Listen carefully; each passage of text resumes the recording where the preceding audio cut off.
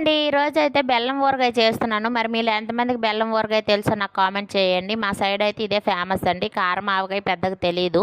ఇప్పుడు నేర్చుకుంటేనే కదా ఫ్యూచర్లో మన పిల్లలకు కూడా మనం నేర్పించడానికి ఉంటుంది. అందుకోసం అనేసి ఒక 6 కాయలతో అయితే ట్రై చేశాను. బాగా వస్తే మళ్ళీ మనం పెట్టుకోవచ్చు ఎక్కువ కాయలతో అని చెప్పేసి ఇక్కడ కొంచెం ముక్కలు కట్ చేసేసి అందులో ఉప్పు, కొంచెం పసుపు, కొంచెం బెల్లం కూడా వేసుకున్నాను. వేసుకొని దీన్ని 3 రోజులు ఊరనివ్వాలన్నమాట. ఊరితే మనకి బాగా అందులో నుంచి పులుపు, బెల్లం కరిగి మంచిగా వాటర్ వస్తుంది అనమాట. మధ్య మధ్యలో కలుపుతూ ఉండాలి.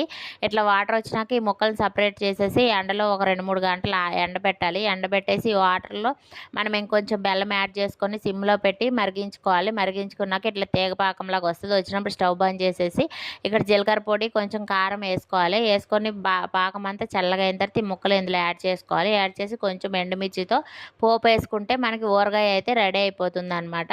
మరి మీలో ఎంతమందికి ఈ ఊరగాయ తెలుసో నాకు కామెంట్ చేయండి. నా వీడియో కనుక నచ్చితే లైక్ చేయండి, సబ్స్క్రైబ్ చేసుకోండి.